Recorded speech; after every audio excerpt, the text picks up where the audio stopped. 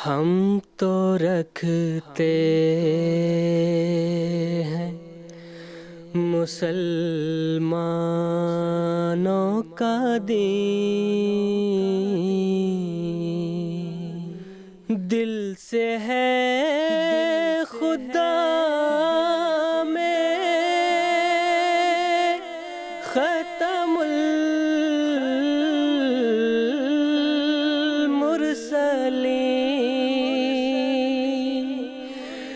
दिल से है खुदा में ख़त्मुल मुरसलीन,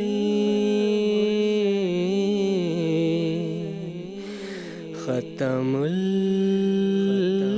मुरसलीन।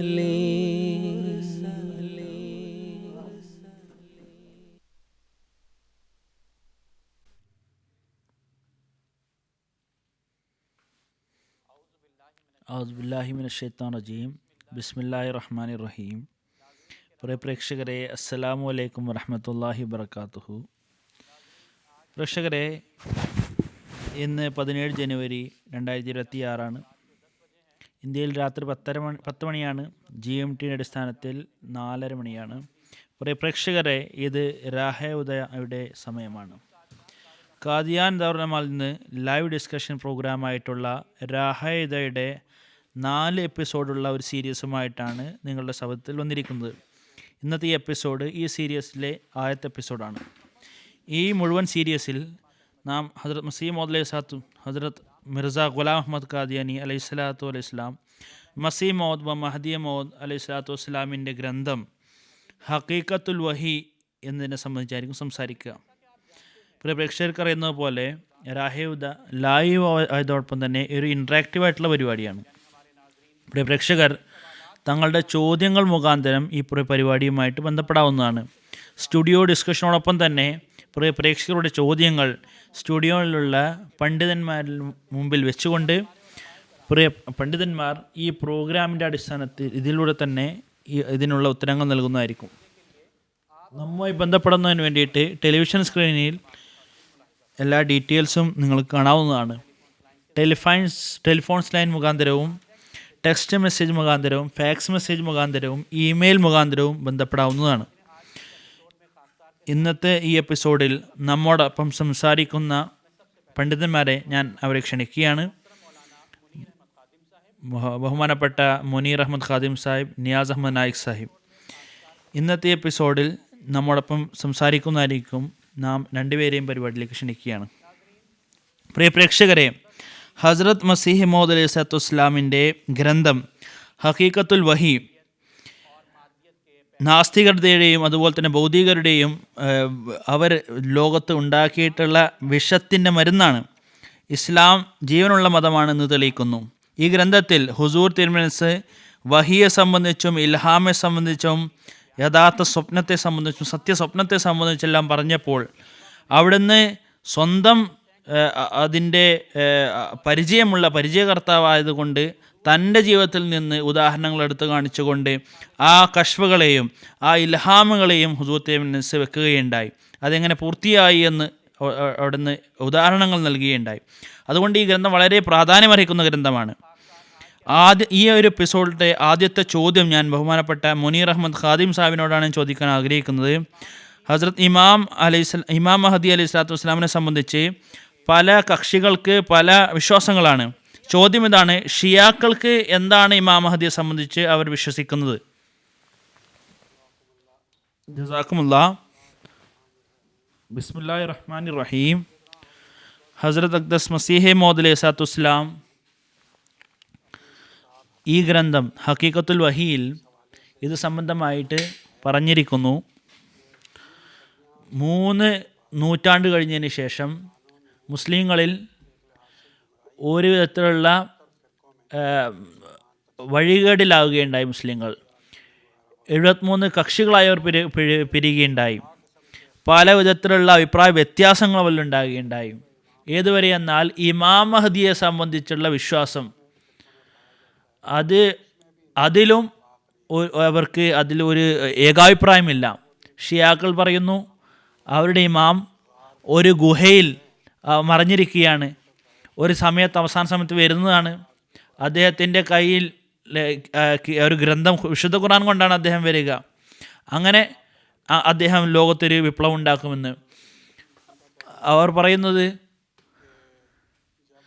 ആ ഇമാം മഹദി വരുമ്പോൾ കാഫിറുകളെ കൊല്ലുന്നതിന് മുന്നേ ആ ജനങ്ങളെ കൊല്ലുന്നതാണ്. ആരാണോ അഹ്ലെ ബൈത്തിന്റെ നബി സല്ലല്ലാഹു അലൈഹി വസല്ലം കുടുംബക്കാരുടെ ശത്രുക്കളായിട്ടിരിക്കുന്നത് അവരെ വധിക്കുന്നതാണ് എന്ന്. അതായത് നബി സല്ലല്ലാഹു അലൈഹി വസല്ലം ചില സഹാബാക്കളെ ജീവിപ്പിക്കുകയും പിന്നെ അവരെ വധിക്കുകയും ചെയ്യുമെന്ന് അവർ വിശ്വസിക്കുന്നു. ഇങ്ങനെയുള്ള വഴിപിഴച്ച വിശ്വാസങ്ങളാണ് അവർക്കുള്ളത്.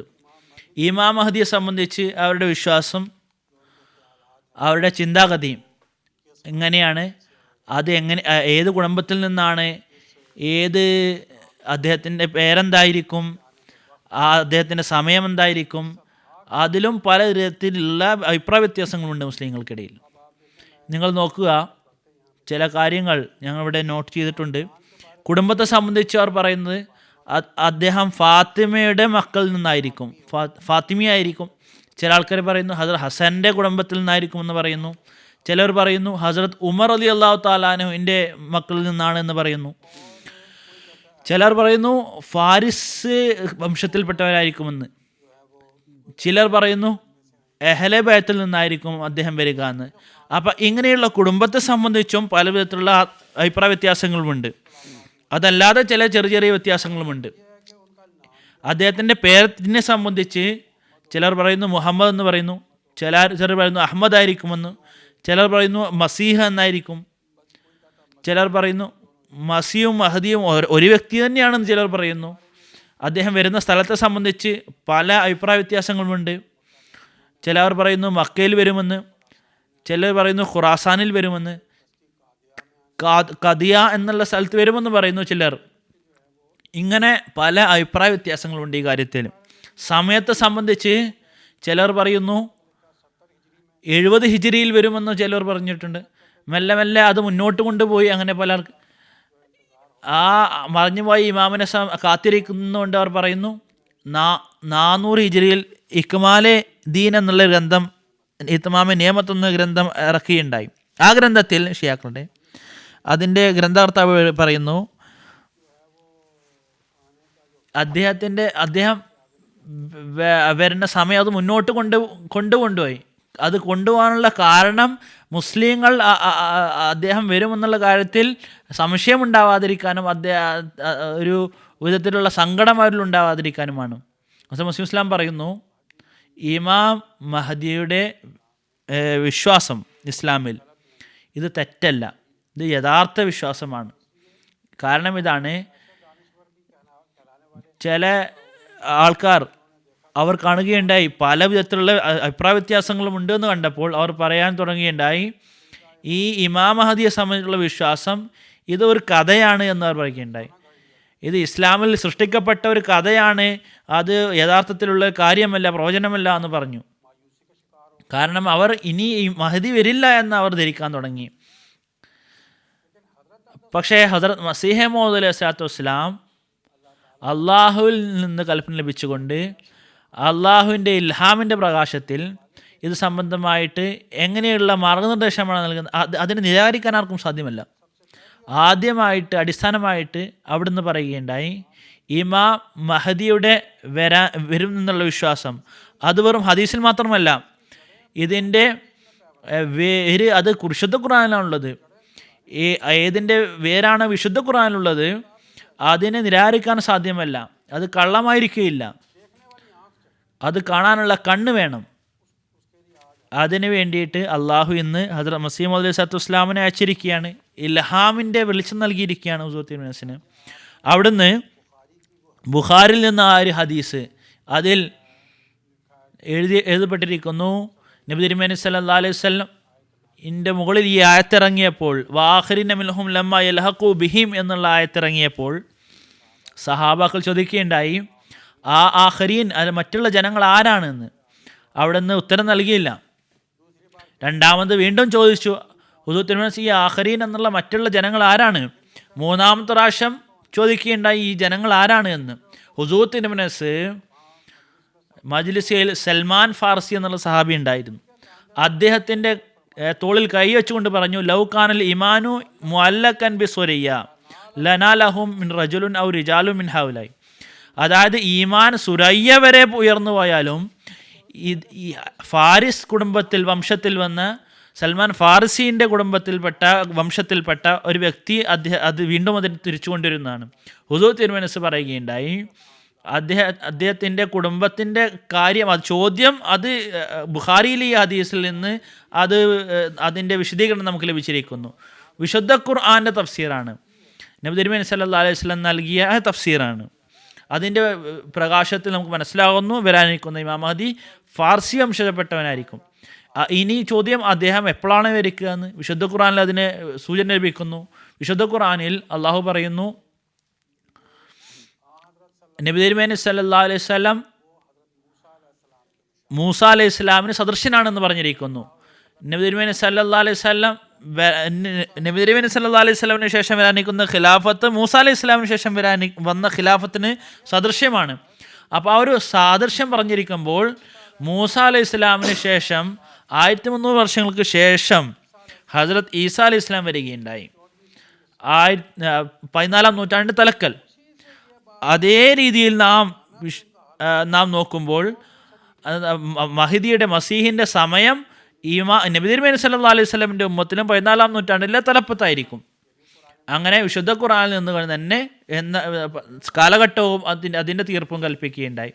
പിന്നെ അവിടെ നിന്ന് പറയുകയുണ്ടായി, നിങ്ങൾ പറയുന്നു അദ്ദേഹം വന്നുകൊണ്ട് രക്തം ജ്വലിക്കുമെന്ന്, മഹദി വന്നുകൊണ്ട് രക്തത്തിൻ്റെ നദി ഒഴുക്കുമെന്ന്. ഇത് തെറ്റാണ്. രക്തം ഒഴുക്കുന്ന ഒരു മഹദിയും വരികയില്ല. ഇസ്ലാം അതിൻ്റെ തെളിവിൻ്റെ വാളുകൊണ്ടാണ് ലോകത്ത് പ്രചരിച്ചത്. ലോകത്ത് തൻ്റെ തെളിവ് കൊണ്ടായിരിക്കും ലോകത്തിനെ തൻ്റെ കീഴിലാക്കുക. ഇസ്ലാമിനും വിശുദ്ധ ഖുർആനും രക്തമൊഴുക്കേണ്ട ആവശ്യമില്ല. അങ്ങനെ അവിടുന്ന് ഈ കാര്യം വെക്കുകയുണ്ടായി. ഇതും വിശുദ്ധ ഖുർആൻ്റെ പ്രകാശത്തിലൂടെയാണ് അദ്ദേഹം വെച്ചത്. പറയുകയുണ്ടായി, നിങ്ങൾ നോക്കുക, വിശുദ്ധ ഖുർആൻ പൂർത്തിയാവുകയുണ്ടായി. നബി തിരുമേനി സല്ലല്ലാഹു അലൈഹി വസല്ലമിൻ്റെ കാലഘട്ടത്തിൽ തക്മീൽ ഹിദായത്ത് പൂർത്തീകരിക്കുകയുണ്ടായി. ഈ ഇമാം മഹദിയുടെ കാലഘട്ടം ഇസ്ലാമിൻ്റെ പ്രചരണത്തിൻ്റെ പരിപൂർത്തീകരണത്തിന് വേണ്ടിയിട്ടാണ് ഈ ഒരു കാലഘട്ടം വെച്ചിരിക്കുന്നത്. കാരണം ആ കാലഘട്ടത്തിൽ ഇതിൻ്റെ പ്രചരണം പൂർത്തിയാക്കാനുള്ള മാർഗങ്ങളുണ്ടായിരുന്നില്ല. ഇപ്പോൾ ആ മാർഗങ്ങൾ അള്ളാഹു ഒരുക്കിയിരിക്കുന്നു. ഇനി ഇസ്ലാം അതിൻ്റെ ആ ഒരു സുന്ദരമായിട്ടുള്ള മുഖം, അതിൻ്റെ തെളിവുകൾ, അതിൻ്റെ ആ തെളിവുകളുടെ അടിസ്ഥാനത്തിൽ മുഴു ലോകത്തും അത് പ്രചരിക്കുന്നതായിരിക്കും. ആ ഒരു സുന്ദരമായിട്ടുള്ള വദനം, ആ പ്രകാശപൂരിതമായിട്ടുള്ള മുഖം, അത് അഹ്മദിയ മുസ്ലിം ജമാഅത്തിൻ്റെ മുഖാന്തരം അത് പ്രചരിച്ചിരിക്കുകയാണ്. ഒരു വാളിൻ്റെയും ആവശ്യമില്ല, ഒരമ്പിൻ്റെയും ആവശ്യമില്ല. ഹൃദയങ്ങളെ വിജയിക്കുന്ന ആ തെളിവുകളാണ് ആവശ്യം. അതാണ് ഇസ്ലാമിൻ്റെ വിജയത്തിന് കാരണമാവുക. ഇസ്ലാമിലെ പണ്ഡിതന്മാർ നോക്കുകയാണെങ്കിൽ മുൻകഴിഞ്ഞ ഷാ മുഹദ്ദിസ് ദഹ്ലവി റഹ്മത്തുള്ളാഹി അലൈഹി തൻ്റെ ഗ്രന്ഥത്തിൽ പറയുന്നു, അള്ളാഹുവിൻ്റെ ഇൽഹാമിൻ്റെ പ്രകാശത്തിൽ അദ്ദേഹം എഴുതുന്നു. അദ്ദേഹം പറയുന്നു, 1400 വർഷങ്ങൾ അങ്ങനെയുള്ള വലിയ വലിയ പണ്ഡിതന്മാർ ജീവിക്കുകയുണ്ടായി. അവർ പറയുകയുണ്ടായി, തഫ്ഹീമെ റബ്ബാനി എന്ന ഗ്രന്ഥത്തിൽ ഷാ മുഹദ്ദിസ് ദഹ്ലവി അദ്ദേഹം പറയുന്നു,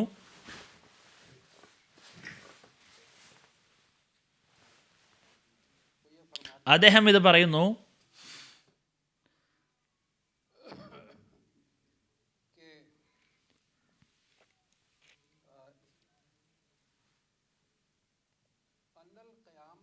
അന്നൽ ഖിയാമത ഖദ് ഇഖ്തറബ. തഫ്ഹീമാത്ത് ഇലാഹി എന്ന ഗ്രന്ഥത്തിലാണ്. ഖിയാമത്ത് അടുത്തിരിക്കുന്നു. വൽ മഹദിയു തഹിയ അലൽ ഖുറൂജ്. മഹദി പുറപ്പെടാൻ വേണ്ടി തയ്യാറായിരിക്കുന്നു എന്ന് ഷാ വലിയുള്ള മുഹദ്ദിസ് ദഹ്ലവി റഹ്മത്തുള്ളാഹി അലൈഹി, ഞാൻ അദ്ദേഹത്തെ പറ്റിയാണ് പറഞ്ഞത്, 13-ാം നൂറ്റാണ്ടിൽ ജനിച്ച വ്യക്തിയാണ്.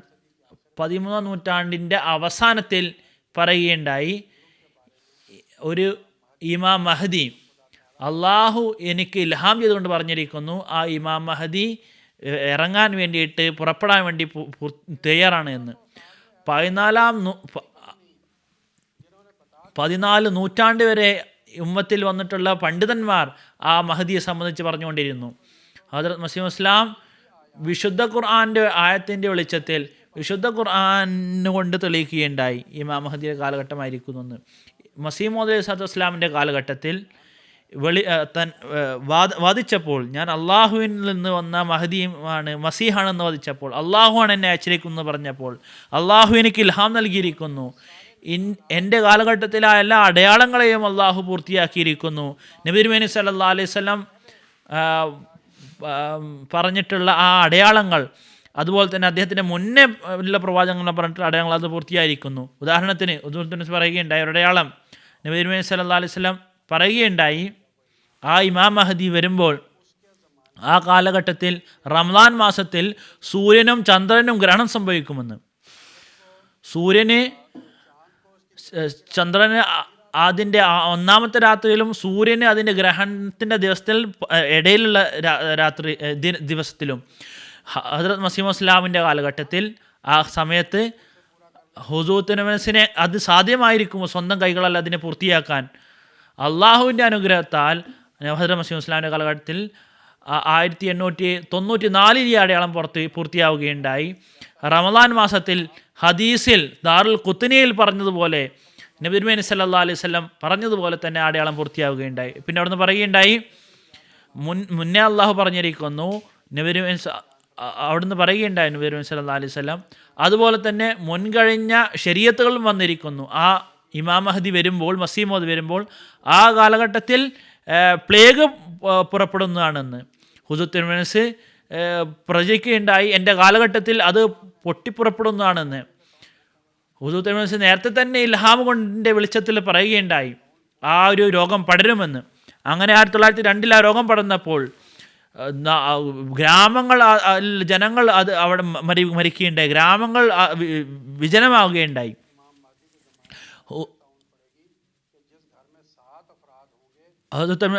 ഈസാ അലൈഹി ഇസ്ലാം പറയുന്നു, ഈസാ നബി അലൈഹി ഇസ്ലാം പറയുന്നു, ഇമാം മഹദി വരുന്ന സമയത്ത് 7 ജനങ്ങളുള്ള ഒരു വീട്ടിൽ 5 ജനങ്ങൾ മരിച്ചു പോകുന്നതാണെന്ന്.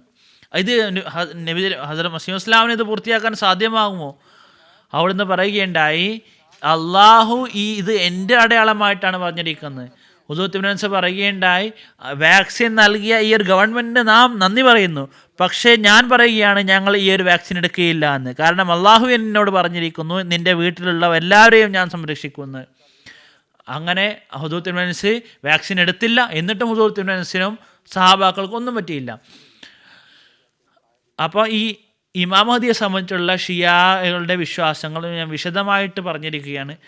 അവർ ആ ഒരു പ്രകാശത്തിൻ്റെ ഹുദൂത്ത് തിരുമേനി ഹദ്റത്ത് മസീഹ് മൗഊദ് അലൈഹി ഇസ്ലാം നൽകിയിട്ടുള്ള പ്രകാശത്തിൽ നോക്കുകയാണെങ്കിൽ, അതിൻ്റെ ഫലമായിക്കൊണ്ട് ഹുദൂത്ത് തിരുമേനി പറഞ്ഞിട്ടുള്ള കാര്യത്തിൽ നിങ്ങൾ നോക്കുകയാണെങ്കിൽ വ്യക്തമായിട്ട് മനസ്സിലാവുന്നതാണ്, സൂര്യനെ പോലെ വെട്ടിത്തിളങ്ങി നിങ്ങൾക്ക് മനസ്സിലാവുന്നതാണ്, ഇമാം മഹദി അലൈഹി സ്വലാത്തു വസ്സലാം വന്നിരിക്കുന്നു.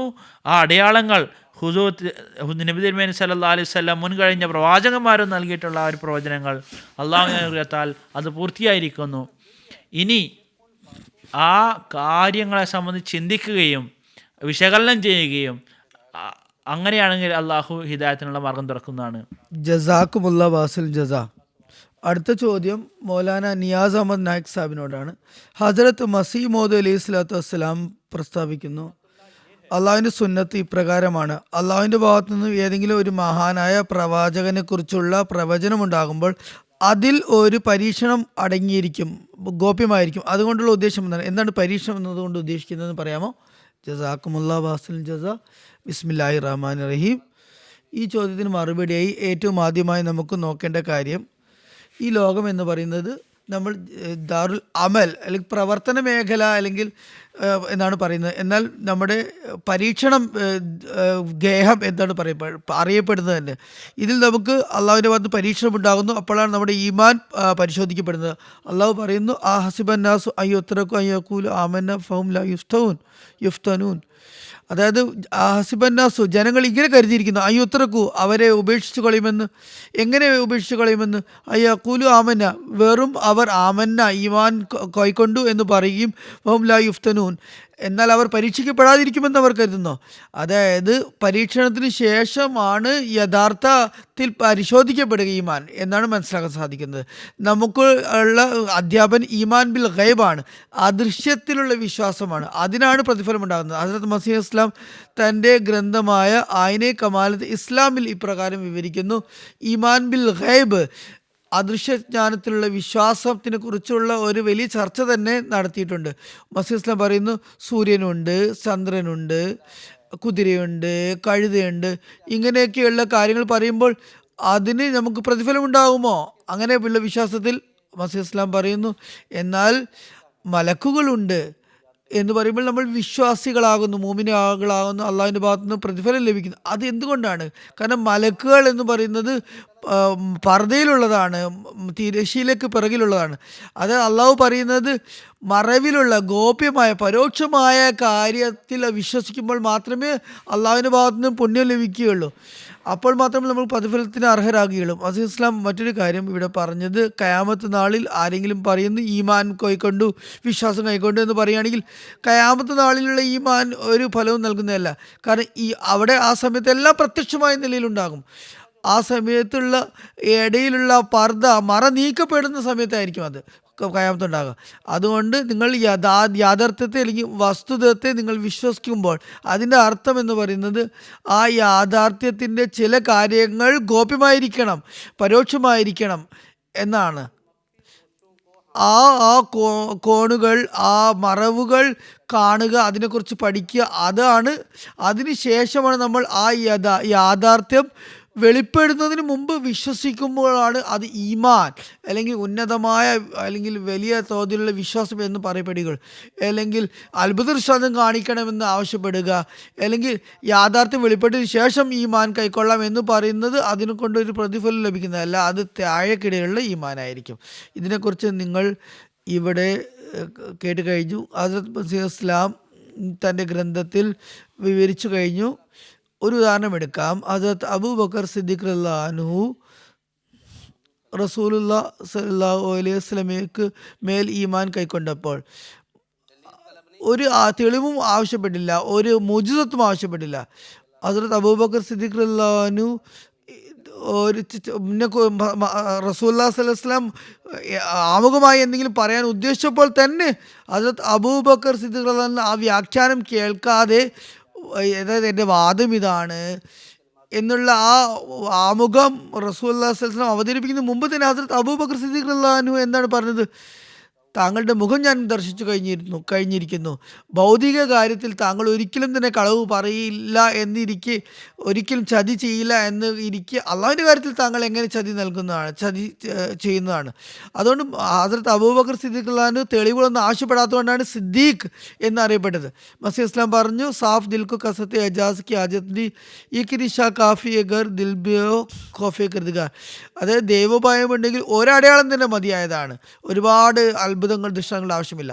അതിനുശേഷം ഹസ്രത്ത് മസീഹ് മൗഊദ് അലൈഹി സ്വലാത്തു വസ്സലാം തൻ്റെ ഈ ഗ്രന്ഥത്തിൽ, അതായത് ഈ ഹഖീഖത്തുൽ വഹി എന്ന ഗ്രന്ഥത്തിൽ ഉള്ള ചോദ്യമാണ് താങ്കൾ ഉന്നയിച്ചത്. അതായത് മഹത്തായ പ്രവാചകൻ വരുമ്പോൾ പരീക്ഷണം കൂടെ ഉണ്ടാകും, അത് പരോക്ഷമായി ആയിരിക്കും. അതിനെക്കുറിച്ച് 2 ഉദാഹരണം മസീഹ് ഇസ്ലാം പറയുകയുണ്ടായി. ഒന്ന്, ജൂതന്മാരിൽ ഒരു പ്രവചനമുണ്ടായിരുന്നു. മസീഹ് വരുന്ന കാലഘട്ടത്തിൽ ഏലിയ ആ പ്രവാചകൻ അവതരിക്കും എന്നാണ്. മലാക്കി നബിയുടെ ഗ്രന്ഥത്തിൽ ഈ പ്രവചനമുണ്ട്. എന്നാൽ ബനി ഇസ്രായേലർക്ക് ചതി പറ്റുകയുണ്ടായി, അവർക്ക് അമളി പറ്റി. അവർ പറഞ്ഞത്, ഹസ്രത്ത് ഈസ അലൈഹി ഇസ്ലാം വന്ന് പറഞ്ഞത് എന്താണ് അവരോട്? ഈ യോഹന്ന അല്ലെങ്കിൽ യഹിയ എന്ന പ്രവാചകൻ വന്നു കഴിഞ്ഞു, അദ്ദേഹം തന്നെയായിരുന്നു ഏലിയ എന്ന് പറഞ്ഞു.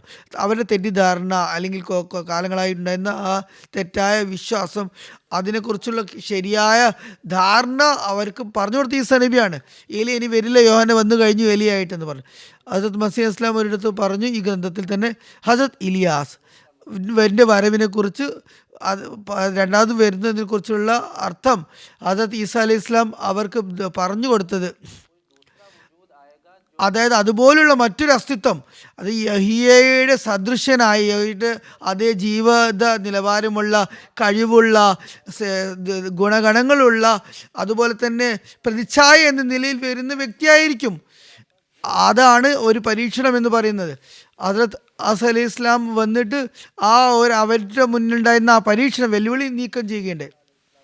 ഹസ്രത്ത് ഈസ അലൈഹി ഇസ്ലാമിനെ കുറിച്ചുള്ള തെറ്റിദ്ധാരണ ഉള്ളത് ആകാശാരോഹണം നടത്തി സ്ഥൂലദേഹത്തോട് കയർന്നു പോയത്, അതുപോലെ തന്നെ ആകാശത്തിൽ നിന്നും ഭൂമിയിലേക്ക് ഇറങ്ങും, ഈസാ നബിയും അതുപോലെ തന്നെ വസ്തുക്കളും ആകാശത്തിൽ നിന്ന് ഇറങ്ങും എന്ന് പറഞ്ഞ തെറ്റിദ്ധാരണ ഹസ്രത്ത് ഈസ അലൈഹി ഇസ്ലാമിനെ കുറിച്ചുള്ള ഹസ്രത്ത് ഈസ അലൈഹി ഇസ്ലാം തൻ്റെ കാലത്തിൽ ഈ തെറ്റിദ്ധാരണ നീക്കിയതുപോലെ തന്നെ മസീഹ് അലൈഹി ഇസ്ലാം വന്നിട്ട് ഈ തെറ്റിദ്ധാരണ ഈസയെക്കുറിച്ചുള്ളത് തെറ്റിദ്ധാരണ നീക്കം ചെയ്യണ്ടേ. മസീഹ് ഇസ്ലാം വിശുദ്ധ ഖുർആന്റെ 30 ആയത്തുകൾ കൊണ്ട് തെളിയിക്കുകയുണ്ടായി ഹസ്രത്ത് ഈസാ നബി മരണപ്പെട്ടെന്ന്.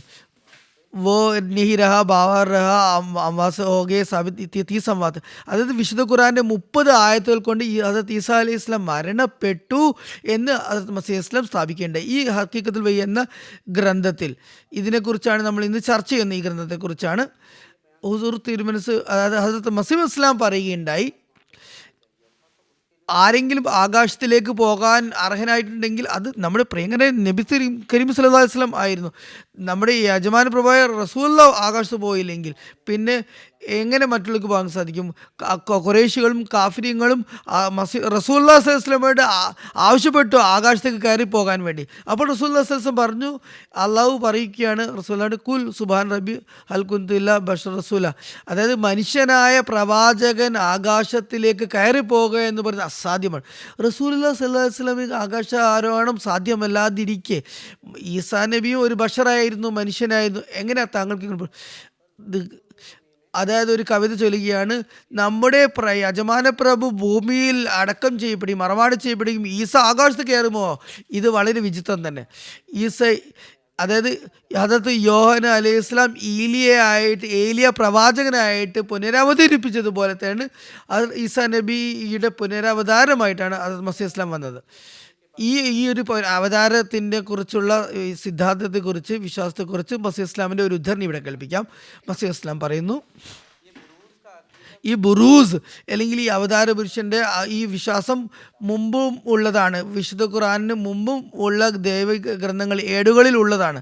മലാക്കി നബിയുടെ ഗ്രന്ഥമായ ഈ ഗ്രന്ഥത്തിൽ ഏലിയ രണ്ടാമത് വരും എന്നതിനെക്കുറിച്ച് യഹൂദികൾ തെറ്റിദ്ധരിച്ചത് ഏലിയ സ്വയം തന്നെ ആകാശത്തിൽ നിന്നും ഇറങ്ങി വരുമെന്നാണ്. അതും ബുറൂസ് ആയിരുന്നു, പുനരവതാരണമായിരുന്നു. ഈ ഈലിയക്ക് പകരം വന്നത് യഹി ആയിരുന്നു.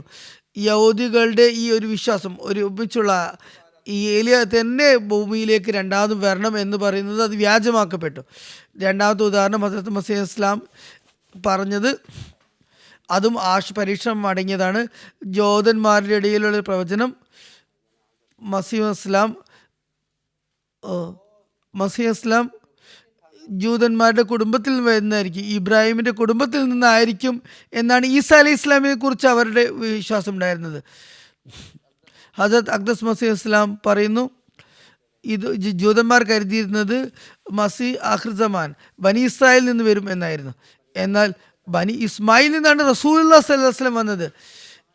എന്നാൽ അവിടെ വ്യക്തമായ നിലയിൽ ആ പ്രവചനം ഉണ്ടാകുമായിരുന്നെങ്കിൽ, അത് ഹദ്രത്ത് മുഹമ്മദ് മുസ്തഫ സല്ലല്ലാഹു അലൈഹി വസല്ലമയെ കുറിച്ച് ബനി ഇസ്മായിൽ നിന്ന് വരും, പിതാവിൻ്റെ പേര് അബ്ദുള്ള ആയിരിക്കും, മാതാവിൻ്റെ പേര് ആമീന എന്നായിരിക്കും, മക്കയിൽ ജനിക്കും, മുഹമ്മദ് എന്ന പേരായിരിക്കും എന്നിങ്ങനെയുള്ള എല്ലാ വ്യക്തമായ വിശദാംശങ്ങളും ഉണ്ടെങ്കിൽ പിന്നെ എന്ത് വിശ്വാസം? ജൂതന്മാർ എന്തുകൊണ്ടാണ് പരീക്ഷണത്തിലാക്കപ്പെട്ടത്? ബനി ഇസ്രായേലിൻ്റെ സഹോദരന്മാരായ ബനി ഇസ്മായിലിൽ നിന്നായിരുന്നു ആ പ്രവാചകൻ വരാനിരുന്നത്. പ്രവചനങ്ങൾ അതിനെക്കുറിച്ചുണ്ടായിരുന്നു. അത് ഈ പ്രവചനങ്ങളൊക്കെ തന്നെ ഒരുമിച്ച് അവർ നോക്കിയില്ല, അല്ലെങ്കിൽ അവർ അതിനെക്കുറിച്ച് വിചിന്തനം ചെയ്തിട്ടില്ല, അതുപോലെ സതുദ്ദേശത്തോടു കൂടി നോക്കിയില്ല എന്നതാണ്. സമഗ്രമായ നിലയിൽ അവർ പരിശോധിച്ചില്ല. അതുകൊണ്ടാണ് അവർക്ക് റസൂലുള്ളാഹി സ്വല്ലല്ലാഹു അലൈഹി വസല്ലമയിൽ വിശ്വസിക്കാൻ സാധിക്കാതെ പോയത്. അതുകൊണ്ട് തന്നെ ഈ കാര്യങ്ങളാണ് നമുക്ക് ഈ ചോദ്യത്തിന് മറുപടിയായി നമുക്ക് പറയാൻ സാധിക്കുന്ന. ഹദരത്ത് മസീഹ് ഇസ്ലാം വിവരിച്ചത് ഇത് തന്നെയാണ്. ജൂതന്മാരെ കുറിച്ച് പറയുകയാണെങ്കിൽ അവർക്ക് ഒരു പ്രവചനമുണ്ട്. വിശുദ്ധ ഖുർആനിൽ പറഞ്ഞത് അവർ ഈ താൽമൂദൊക്കെ വായിക്കുമായിരുന്നു, തോറാത്ത് വായിക്കുമായിരുന്നു, എന്നാൽ അവർക്ക് സദുദ്ദേശമുണ്ടായിരുന്നില്ല. അല്ലെങ്കിൽ ഇത് ഈ എല്ലാ ലക്ഷണങ്ങളും വരാനിരിക്കുന്ന ആ പ്രവാചകനെ കുറിച്ച്, ഇമാം ആഖിർ സമാനെ കുറിച്ചുള്ള ലക്ഷണങ്ങളൊക്കെ സമഗ്രമായി അവർ പരിശോധിച്ചില്ല. അതുകൊണ്ടാണ് അവർക്ക് ഇതിൽ സാധിക്കാതെ പോയത്. ജസാക്കുമുള്ള. അല്ലാഹു ഹുസ്നുൽ ജസാ. പ്രിയ പ്രേക്ഷകരെ, നിങ്ങളിൽ നിന്ന് പല ചോദ്യങ്ങൾ ലഭിച്ചിട്ടുണ്ട്. ചില ചോദ്യങ്ങൾ ഈ പ്രോഗ്രാമിൽ ചേർക്കുകയാണ്. ഒരു ചോദ്യം അമീർ ഹംസ സാഹിബിൽ നിന്ന് ലഭിച്ചിരിക്കുന്നത്. ഞാൻ അദ്ദേഹത്തിൻ്റെ ചോദ്യം വായിച്ചു കേൾപ്പിക്കുകയാണ്. അമീർ ഹംസ സാഹിബ് ചോദിക്കുന്നു, ഹസ്രത്ത് മസീഹ് മൗഊദ് അലൈഹി സ്വലാത്തു വസ്സലാം നല്ല സമൂഹ സംസ്കരണത്തിന് വേണ്ടിയിട്ട് എന്തെല്ലാം നിർദ്ദേശങ്ങളാണ് നൽകിയിരിക്കുന്നത്? ജസാക്കുമുള്ള. ഹസ്രത്ത് മസീഹ് മൗഊദ് അലൈഹി സ്വലാത്തു വസ്സലാം സമൂഹ സംസ്കരണത്തിന് വേണ്ടിയിട്ട് നൽകിയിരിക്കുന്ന നിർദ്ദേശങ്ങൾ അത് യഥാർത്ഥത്തിൽ വിശുദ്ധ ഖുർആൻ്റെ അധ്യാപനങ്ങൾ തന്നെയാണ്. അവിടുത്തെ ഞാൻ മുന്നേയും പറഞ്ഞതാണ്, വിശുദ്ധ ഖുർആനെ ഈമാനെയും സുരയ്യയിൽ നിന്ന് വീണ്ടും ഭൂമിയിൽ സ്ഥാപിച്ച വ്യക്തിയാണ് അവിടുന്ന്. മുസ്ലിങ്ങളുടെ ഹൃദയത്തിൽ നിന്ന് ഈമാനെയും വിശുദ്ധ ഖുർആനെയും അത് ലോകത്ത് വെറും മുസ്ലിങ്ങളുടെ ഹൃദയത്തിൽ മാത്രമല്ല ലോകത്തിൻ്റെയും ഹൃദയത്തിൽ കുടികൊള്ളിപ്പിക്കുകയുണ്ടായി. അവിടുന്ന് അതിനെ പ്രകാശപൂരിതമാക്കുകയുണ്ടായി. അതുപോലെ തന്നെ ഹദ്റത്ത് മസീഹ് മൗഊദ് ഇസ്ലാമിനെ സംബന്ധിച്ച് അവിടുന്ന് നബി തിരുമേനി സല്ലല്ലാഹു അലൈഹി വസല്ലമിൻ്റെ പിന്തുടർന്നുകൊണ്ട് വിശുദ്ധ ഖുർആൻ്റെ ഔന്നത്യത്തെ അതിനെ വിവരിക്കുകയുണ്ടായി. വിശുദ്ധ ഖുർആൻ പൂർത്തിയായിരിക്കുന്നു, വിശുദ്ധ ഖുർആൻ്റെ അധ്യാപനങ്ങൾ പൂർത്തിയായിരിക്കുന്നു, നിയമത്തുകൾ പൂർത്തീകരിച്ചിരിക്കുന്നു. അതുപോലെ തന്നെ ഇസ്ലാമിനെ നിങ്ങൾക്ക് വേണ്ടി അള്ളാഹു ഇഷ്ടപ്പെട്ടിരിക്കുന്നു എന്ന് അള്ളാഹു പറഞ്ഞിരിക്കുന്നു. അള്ളാഹുവിൻ്റെ നിയമത്ത് വിശുദ്ധ ഖുർആൻ പൂർത്തിയായതോടെ അത് പൂർത്തിയായിരിക്കുന്നു.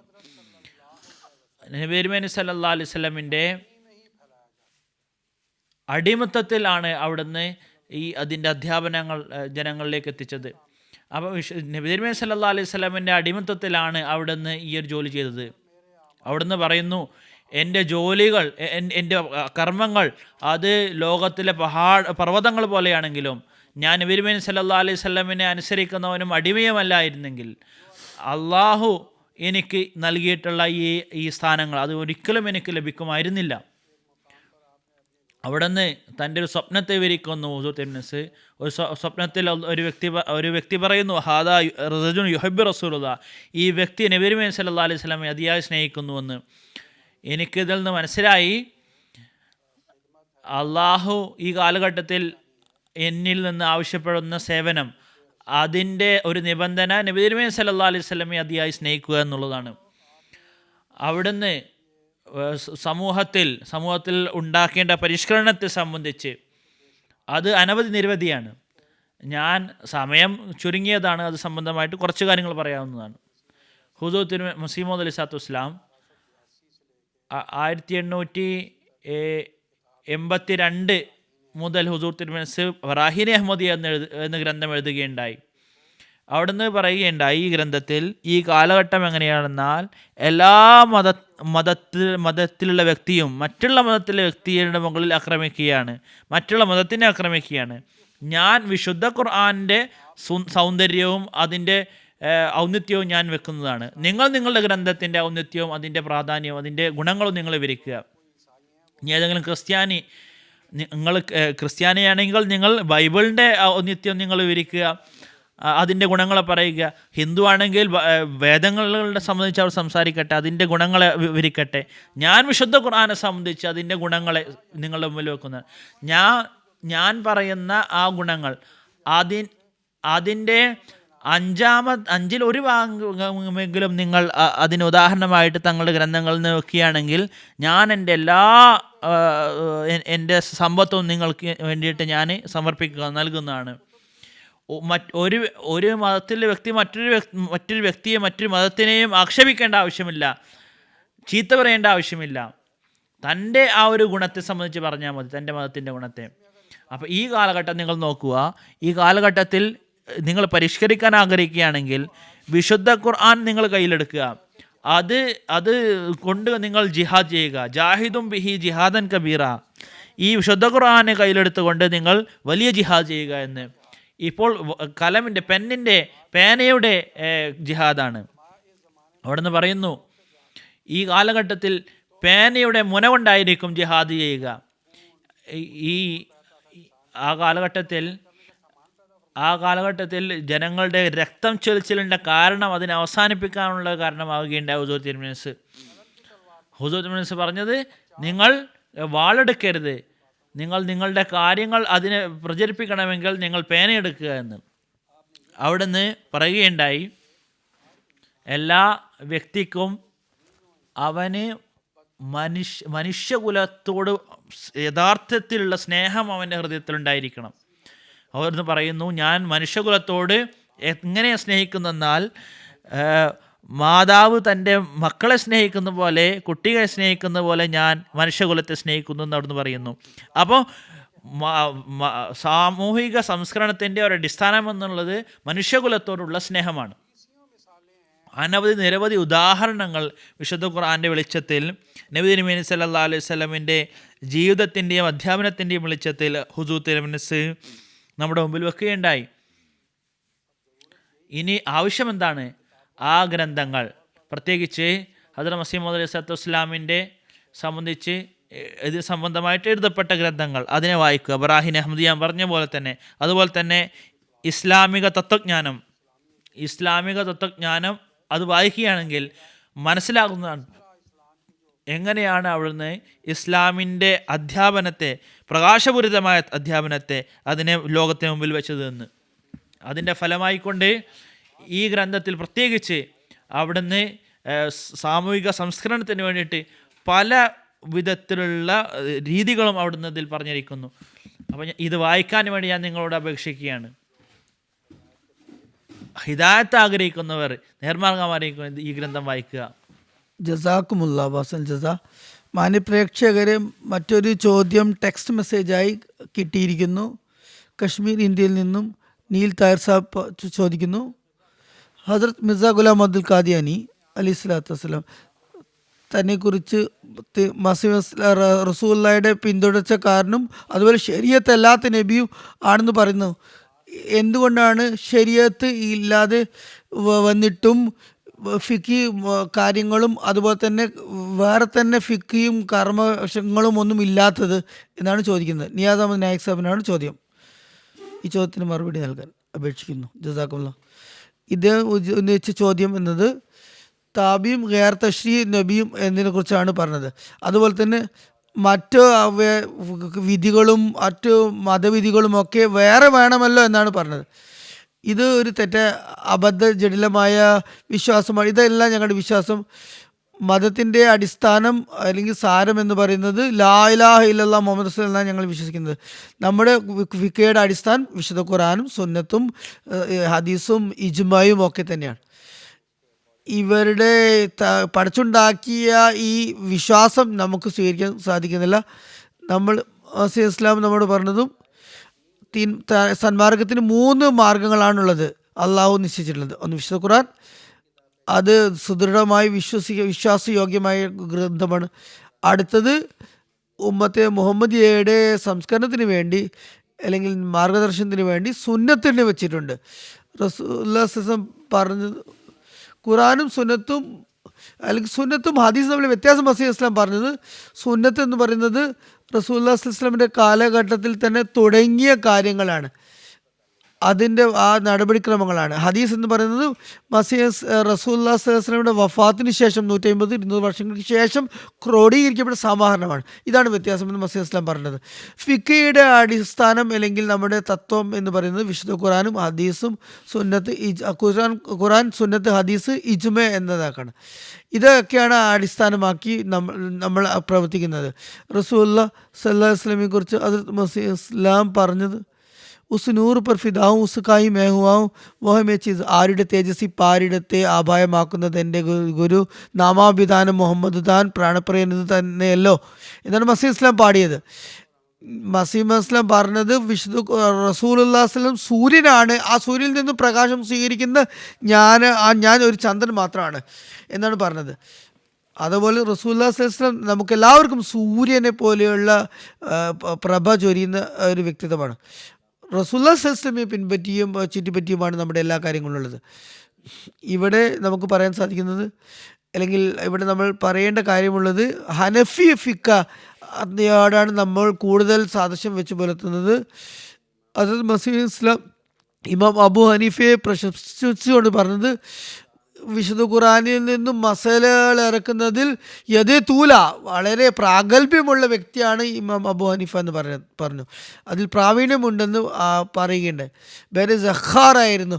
വിശുദ്ധ ഖുറാൻ്റെ അറിവിൻ്റെ സാഗരത്തിൽ നിന്നും പ്രാവീണ്യം നേടിയ വ്യക്തിയാണെന്നാണ് മസീഹ് ഇസ്ലാം പറഞ്ഞത്. ജസാം. അടുത്ത ചോദ്യം ബഹുമാനപ്പെട്ട മുനീർ അഹമ്മദ് ഖാദിം സാഹിബിനോടാണ്.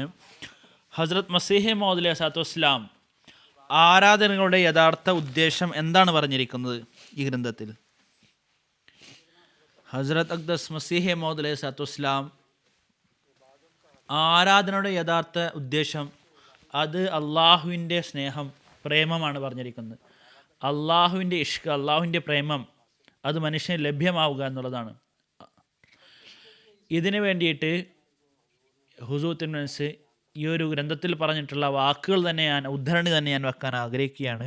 അവിടുന്ന് പറയുന്നു, മനുഷ്യന് അള്ളാഹുവിനെ ആരാധിക്കുന്നു എന്ന് വാദിക്കുന്നു. പക്ഷെ എന്താണ്, അവൻ വെറും സുജൂദ് ചെയ്തുകൊണ്ടും സജ്ദ ചെയ്തുകൊണ്ടും അവൻ ആരാധന ചെയ്യും എന്ന് അവനെ വാദിക്കാൻ സാധിക്കുമോ?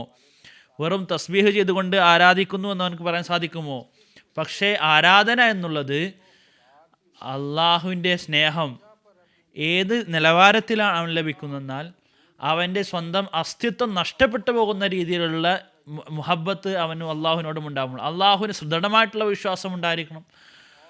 അതുപോലെ തന്നെ അവനോടുള്ള സ്നേഹത്തിൻ്റെ ബന്ധം എങ്ങനെയെന്നാൽ എല്ലാ നിമിഷവും ആ സ്നേഹത്തിൻ്റെ വേദന അവൻ്റെ ഹൃദയത്തിലുണ്ടായിരിക്കണം. എല്ലാ ലോകത്തിലുള്ള എല്ലാ വസ്തുക്കളും അത് അവന് മൃദുശരീരമായിട്ട് തോന്നണം. അള്ളാഹുവിനെ മാത്രം ഭയപ്പെടുകയും അവനിൽ മാത്രം എല്ലാ നിർവൃതിയും കണ്ടെത്തുകയും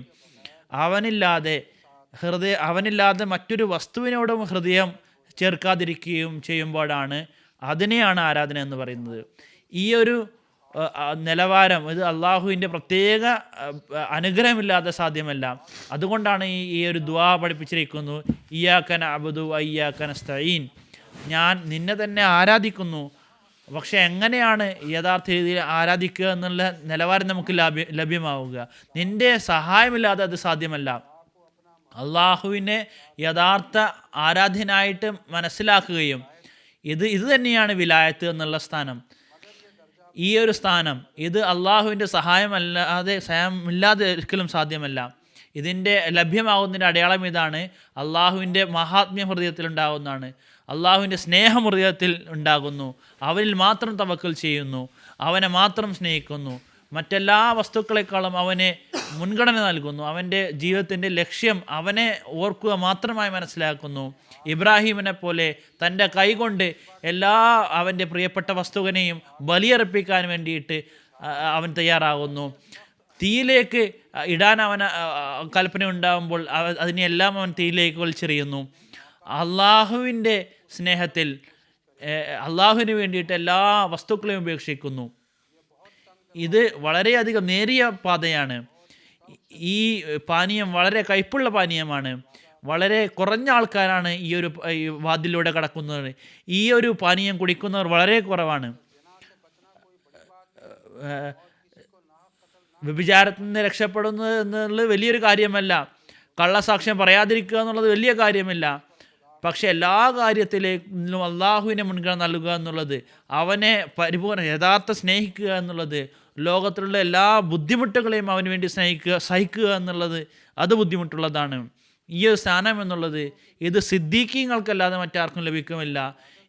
ഇതാണ് യഥാർത്ഥത്തിലുള്ള ഇബാദത്ത്. ഈ ഇബാദത്ത് ചെയ്യുമ്പോഴാണ് മനുഷ്യന് യഥാർത്ഥ ഇബാദത്ത് ആരാധന ലഭ്യമാവുക. നമ്മുടെ സൗഭാഗ്യമാണ് ഹസ്രത്ത് അമീർ മുഅ്മിനീൻ അയ്യുല്ലാഹു തആല ഇബ്നു അസീസ്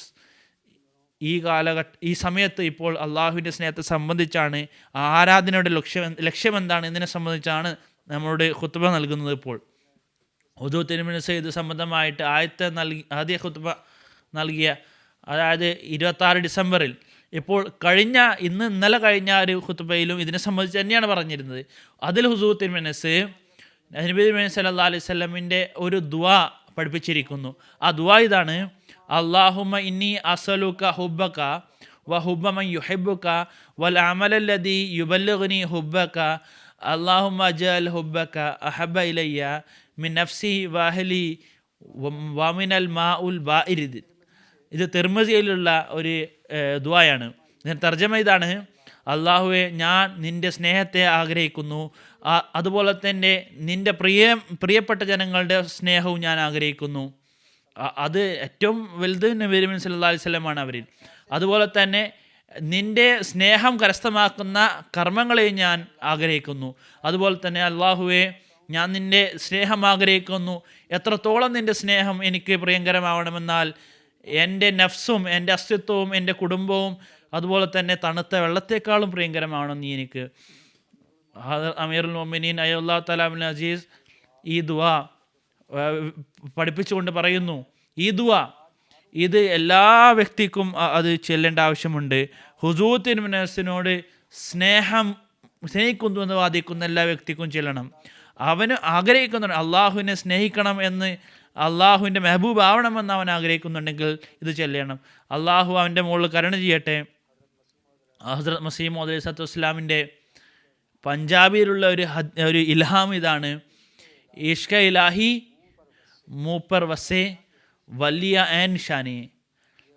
ഇത് വലികളുടെ അടയാളമാണ്.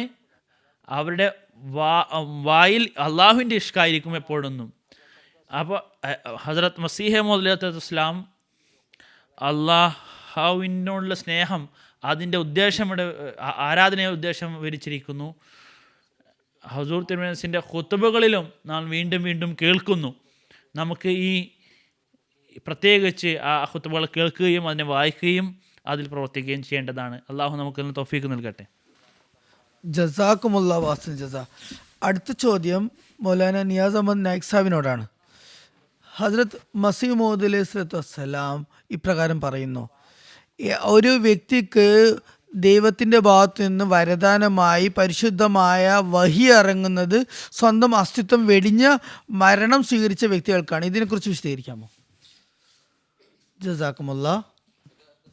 ഹസ്രത്ത് മസീഹ് മൗഊദ് അലൈഹി വസ്സലാം തൻ്റെ ഈ ഗ്രന്ഥത്തിൽ, ഹഖീഖത്തുൽ വഹി എന്ന തൻ്റെ ഈ ഗ്രന്ഥത്തിൽ മുൽഹിമീങ്ങൾ, അതുപോലെ തന്നെ അള്ളാഹുവിൻ്റെ ഇൽഹാം ഇറങ്ങുന്ന വ്യക്തികളെക്കുറിച്ച് 3 വിഭാഗമായിട്ട് തരംതിരിച്ചിരിക്കുന്നു. ആദ്യത്തെ വിഭാഗം എന്ന് പറയുന്നത് മുൽഹം എന്ന് പറയുന്നത്, അല്ലെങ്കിൽ അവർ എന്ന് പറയുന്നത്, ബോധിതർ എന്ന് പറയുന്നത് അവർക്ക് ശാരീരിക ഘടന അല്ലെങ്കിൽ അവരുടെ ബൗദ്ധിക ഘടന അനുസരിച്ചാണ് ലഭിക്കുന്നത്. അവർക്ക് അള്ളാഹുമായി യാതൊരു ബന്ധവും ഉണ്ടാകില്ല. അവർക്ക് അവരുടെ ശാരീരിക ഏച്ഛങ്ങളിൽ നിന്നും അവർ പരിശുദ്ധമായിരിക്കില്ല, പരിശുദ്ധ പ്രകൃതരായിരിക്കില്ല. അവരുടെ ഭൗതിക ഘടന ബുദ്ധിയുടെയും ശരീരത്തിൻ്റെയും ഘടന അനുസരിച്ചായിരിക്കും.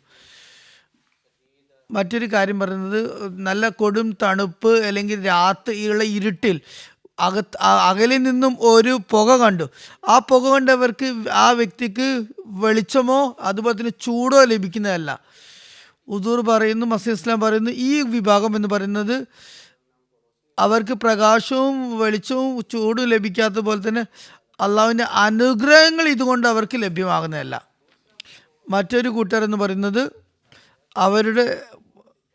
അവരെക്കുറിച്ച് പറയുന്നത്, ദൂരിൽ നിന്നും ഒരു തീ കാണുന്നു, അതിൽ നിന്ന് പ്രകാശം തന്നെ അത് ആ വ്യക്തി കിട്ടുന്നു. കുറഞ്ഞത് പ്രകാശം കൊണ്ട് ഉള്ള പ്രയോജനം എന്നത് ആ വ്യക്തിക്ക് വഴിയിലൂടെ നടക്കാൻ വേണ്ടി പോകും, അതായത് നാശത്തിൻ്റെ വഴിയിലേക്ക് നടക്കുകയില്ല. എന്നാൽ ആ വെളിച്ചം കൊണ്ട് വഴി നടക്കാം. എന്നാൽ ആ തണുപ്പിൽ നിന്ന് രക്ഷപ്പെടാൻ വേണ്ടിയുള്ള ചൂട് ലഭിക്കുന്നതല്ല. അപ്പോൾ തണുപ്പിൻ്റെ ശൈത്യത്തിൻ്റെ കാഠിന്യം കൊണ്ട് ചിലർക്ക് നശിക്കപ്പെട്ടേക്കാം. ഈ വിഭാഗക്കാർക്ക് അള്ളാഹുമായുള്ള ബന്ധമുണ്ടാകും, എന്നാൽ പൂർണ്ണമായ ബന്ധമുണ്ടാകില്ല, വളരെ ദുർബലമായ ബന്ധമായിരിക്കും. ഇങ്ങനെയുള്ള ദൈവത്തിൻ്റെ ഭാഗത്തു നിന്നുള്ള ഇൽഹാമുകളും സ്വപ്നങ്ങളും ഉണ്ടാകുന്ന വ്യക്തികൾ സ്വച്ഛമായ വെള്ളത്തെ പോലെയാണ്. വെള്ളം അടിഭാഗത്തു നിന്നും അടിഭാഗത്ത് അഴുക്കുകൾ ഉണ്ടാകും. അങ്ങനെ പുറമേയുള്ള വെള്ളം ശുദ്ധമായിരിക്കും. അങ്ങനെ അവർക്കും പൂർണ്ണമായ നിലയിലും ദേഹേച്ഛകളിൽ നിന്ന് അവർ പരിശുദ്ധരായിരിക്കില്ല. എന്നാൽ മൂന്നാമത്തെ ഒരു കൂട്ടരുണ്ട്. അവരുടെ ഉദാഹരണം, അവരുടെ ഉപമ എന്ന് പറയുന്നത് ദൂരത്ത് നിന്നും ഒരു വ്യക്തിക്ക് ആകെ ആ തീ കാണുന്നു, പിന്നെ വെളിച്ചം കാണുന്നു, പിന്നെ അതിനുശേഷം വെളിച്ചത്തിൻ്റെ അടുത്തേക്ക് പോകുമ്പോൾ ചൂടും പ്രാപിക്കുന്നു. അങ്ങനെ ഈ തണുപ്പിൻ്റെ ശൈത്യത്തിൻ്റെ ആധിക്യത്തിൽ നിന്നും രക്ഷപ്പെടുന്നു. അതുപോലെ തന്നെ വെളിച്ചത്തിൽ നിന്നും ഫലമെടുക്കുന്നു. അത് മസീഹ് ഇസ്ലാം പറയുന്നു, അവർ പരിപൂർണരായിരിക്കും, അവരുടെ ദേഹേച്ഛകളിൽ നിന്ന് അവർ പരിശുദ്ധരായിരിക്കും, അവരുടെ അധമ ജീവിതത്തിന് അവസാനം കുറിച്ചിട്ടുണ്ടാവും, അവർക്ക് അള്ളാഹു ഒരു പുതിയ ജീവിതം പ്രദാനം ചെയ്തിട്ടുണ്ടാവും, അള്ളാഹുവിൻ്റെ സിഫത്തുകൾ അവരിൽ നിന്ന് പ്രതിഫലിക്കും, അവർക്ക് ഒരു കാന്തിക ആകർഷണവും അതുപോലെ തന്നെ അള്ളാഹുവിൻ്റെ പക്കൽ സ്വീകാര്യത ലഭിക്കുന്നതായിരിക്കും. അവരെക്കുറിച്ചും ഹുസൂർ മസീഹ് ഇസ്ലാം പറയുന്നു, മൻ ആദ വലിയൻ ഫാദൻ തുമൂലി ഹൽ ഹർബ്, അതായത് എൻ്റെ വലി, എൻ്റെ സുഹൃത്തുക്കൾ ഔലിയാക്കളുമായി ശത്രുത ചെയ്യുന്നവർക്ക് വേണ്ടി ഞാൻ യുദ്ധം വിളംബരം ചെയ്യുന്നു എന്ന് അള്ളാഹു അറിയുന്നതാണ്. സിംഹത്തെ പോലെ അവർക്ക് മേൽ ഗർജിച്ച് വീഴുന്നതാണ് എന്ന് പറയുന്നു. ഹദ്റത്ത് മസീഹ് ഇസ്ലാം തൻ്റെ ഒരു കവിത ഇത് പറയുന്നത്, നിങ്ങൾക്ക് അള്ളാഹുവിൻ്റെ മലക്കുകൾ അർശിൽ നിന്ന് ഇറങ്ങാൻ വേണ്ടി നിങ്ങൾ പ്രയാസഭരിതമായ ജീവിതത്തിൽ നിങ്ങൾ ക്ഷമ കൈക്കൊള്ളുക. അല്ലാ തഖാഫു വലാ തഹ്സനൂൻ എന്ന് അള്ളാഹുവിൻ്റെ ഭാഗത്തു നിന്ന് അവർക്ക് സുവാർത്ത ലഭിക്കും. നിങ്ങൾ ദുഃഖിക്കേണ്ട, വ്യസനിക്കേണ്ട എന്നാണ്. അവർക്ക് ലഭിക്കുന്ന ദിവ്യബോധനം, അവർക്ക് അതിൽ ഒരു അനുഭൂതി ലഭിക്കും. ഒരിടത്ത് മസീഹ് ഇസ്ലാം പറയുന്നു, അവിടെ ഹൃദയത്തിൽ ഒരു കാരിരുമ്പ് പോലെ അത് തറച്ചു കയറുന്നതാണ് എന്ന് പറഞ്ഞു ഇൽഹാമിനെ കുറിച്ച്. അള്ളാഹു ഖുദ്ദൂസാണ്, വളരെ പരിശുദ്ധനാണ്. അതുകൊണ്ട് തന്നെ അള്ളാഹു പരിശുദ്ധന്മാരിൽ മാത്രമേ അള്ളാഹു ഇറങ്ങിയുള്ളൂ. അള്ളാഹുവിൻ്റെ മലക്കുകൾ പരിശുദ്ധരാണ്. അതുകൊണ്ട് തന്നെ ഈ പരിശുദ്ധവും പരിഭാവനവുമായ വഹികൾ ഇറങ്ങുന്നത് പരിശുദ്ധ വ്യക്തിത്വങ്ങളിലായിരിക്കും. അവർക്ക് മാത്രമേ അദൃശ്യജ്ഞാനം വെളിപ്പെടുത്തുകയുള്ളൂ. ഇതിനെക്കുറിച്ച് അള്ളാഹു വിശുദ്ധ ഖുർആനിൽ പറഞ്ഞു, ഫല യുദീറു അല ഗൈബിഹി അഹദ് ഇല്ല മിൻ റസൂൽ. അള്ളാഹു ഇസ്ഹാർ അൽ ഗൈബ് അല്ലെങ്കിൽ അദൃശ്യജ്ഞാനത്തെക്കുറിച്ചുള്ള വെളിപ്പെടുത്തലുകൾ തിരഞ്ഞെടുക്കപ്പെട്ട പരിശുദ്ധദാസന്മാർക്ക് നൽകുകയുള്ളൂ. ഇവരെ കുറിച്ചുള്ള വിശദാംശങ്ങൾ കൂടുതൽ മസീഹ് ഇസ്ലാം പറയുന്നു. ഒരു ലോഹമുണ്ട്, ആ ഇരുമ്പ് തീയിലിടുമ്പോൾ ആ ഇരുമ്പിന് തീൻ്റെ വർണ്ണം സ്വീകരിക്കും. അങ്ങനെ അള്ളാഹുവിൻ്റെ സിഫത്തുകളുടെ പ്രകടന ഭാവമായി അവർ മാറുന്നതാണ്. മസീഹ് ഇസ്ലാം വിവിധ ഇടങ്ങളിൽ തൻ്റെ ഗ്രന്ഥങ്ങളിൽ പറഞ്ഞിട്ടുള്ളത്, അള്ളാഹുവിൻ്റെ ഇങ്ങനെയുള്ള പ്രകടഭാവത്തിൽ ഏറ്റവും കൂടുതൽ ഉദാത്ത വ്യക്തിത്വം എന്ന് പറയുന്നത് റസൂലുള്ളാഹി സ്വല്ലല്ലാഹു അലൈഹി വസല്ലം ആണ്. അള്ളാഹുവിൻ്റെ പൂർണ്ണമായും പ്രതിച്ഛായി മാറിയത്.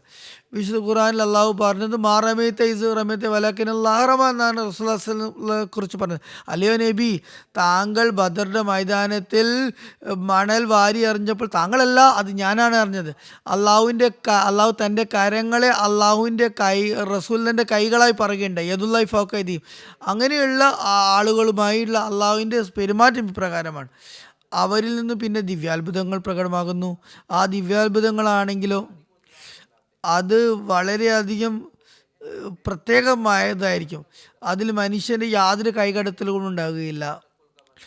ഉദാഹരണത്തിന് ഷക്കുൽ ഖമർ, അതായത് ചന്ദ്രനെ പിളർന്നത്. അതുപോലെ തന്നെ ഹുസൂർ തിരുമനസ് ഖുതുബയിൽ പലതവണ പറയുകയുണ്ടായി, റസൂലുള്ളാഹി സ്വല്ലല്ലാഹു അലൈഹി വസല്ലമയ്ക്ക് വിരലുകളിൽ നിന്നും പാല് വരുന്നത്, അല്ലെങ്കിൽ കുറച്ച് ഭക്ഷണം ഒരുപാട് പേർക്ക് മതിയാകുന്നത്, അതുപോലെ തന്നെ ഒരു കുടം പാല് ഒരുപാട് പേർ കുടിച്ച് ദാഹം അകറ്റിയത്, വിശപ്പ് അകറ്റിയത്, ഇങ്ങനെയുള്ള വലിയ അത്ഭുതങ്ങൾ അവരിൽ നിന്നും പ്രകടമാകുന്നു. ഈ മുഅ്ജിസത്തുകൾ വിശ്വാസികൾക്ക് വേണ്ടിയാണ് പ്രകടമാകുന്നത്. വിശ്വാസികളാണ് അത് കാണുന്നത്, ദർശിക്കുന്നതും സാക്ഷ്യം വഹിക്കുന്നതും. കാരണം അവരുടെ ഈമാനെ ബലപ്പെടുത്തുന്നതിന് വേണ്ടിയാണ് അള്ളാഹു ഇത്തരം മുഅ്ജിസത്തുകൾ ഇറക്കുന്നത്. അള്ളാഹു ഇങ്ങടെ 3 തരത്തിലുള്ള ആളുകളെ കുറിച്ചാണ്, വിശ്വാസികളെ കുറിച്ചാണ് പറഞ്ഞത്. അവരിൽ ഏറ്റവും പരിശുദ്ധവും പാവനുമായ വഹി ലഭിക്കുന്ന വ്യക്തി എന്ന് പറയുന്നത് പ്രവാചകന്മാരായിരിക്കും. ഈ കാലഘട്ടത്തിൽ നോക്കുക, ജനങ്ങൾക്ക് ഇൽഹാമിൻ്റെയും വഹിയുടെയും വാതിൽ അവർ കൊട്ടിയടക്കുന്നു. മസീഹ് ഇസ്ലാം പറഞ്ഞു, തൻ്റെ അസ്തിത്വത്തെ തന്നെ മുന്നിൽ വെച്ചുകൊണ്ട് പറഞ്ഞു, വോ ഖുദാ അബി ബനാത്ത ജിസ് കലീം വോ അബി ബോൽത്ത ജിസ് പ്യാർത്ത ക്യാ, കർത്താവ് പ്യാർ എന്ന് പറഞ്ഞുകൊണ്ട് മസീഹ് ഇസ്ലാം പറഞ്ഞത് അള്ളാഹു തങ്ങളുടെ ഇഷ്ട മിത്രങ്ങൾക്ക് മേൽ മിത്രങ്ങളോട് ഇപ്പോൾ സംവദിക്കുന്നു, സംഭാഷണത്താൽ അവരെ അനുഗ്രഹിക്കുന്നു പറയണ്ടേ. ഈ ലോകം അല്ലെങ്കിൽ ഈ പ്രപഞ്ചം ഒരു സംവിധാനത്തിൻ്റെ കീഴിലാണ് വർക്ക് ചെയ്യുന്നത്. ഇത് കണ്ടിട്ട് അള്ളാഹു ഉണ്ടാകണം എന്നുള്ളൊരു വിശ്വാസത്തിൽ മാത്രമേ നമ്മുടെ ബുദ്ധി നമ്മെ കൊണ്ടെത്തിക്കുകയുള്ളൂ.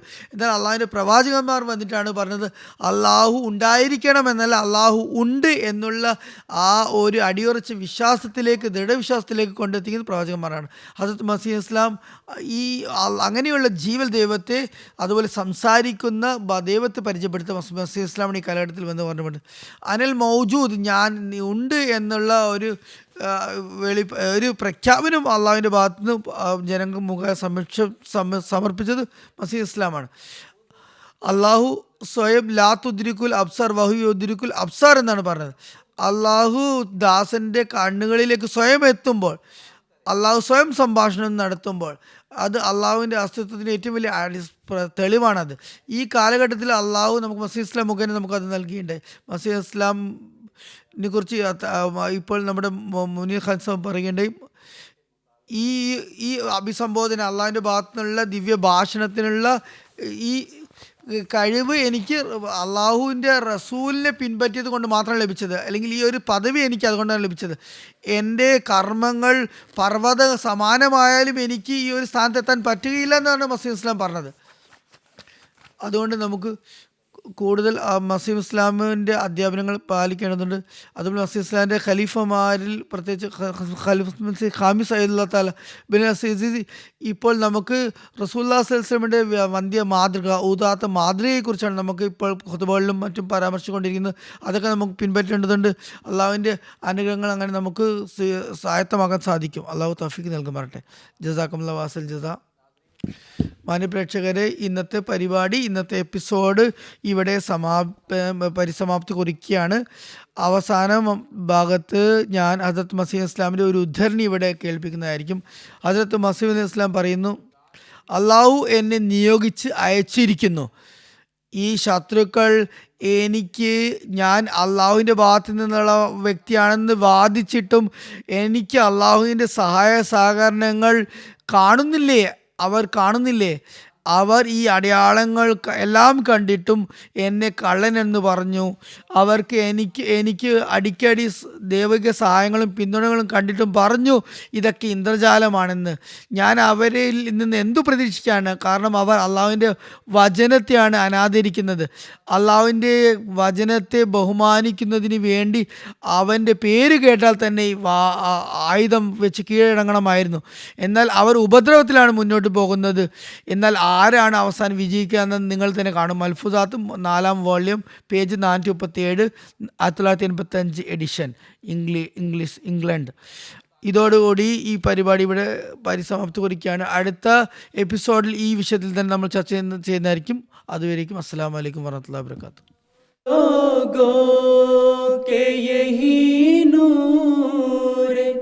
खुदा पाओगे, लो तुम्हें तौर तसल्ली का बताया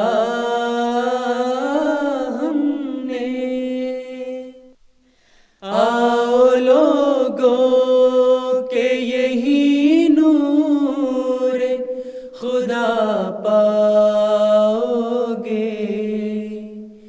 लो तुम्हें तौर तसल्ली का बताया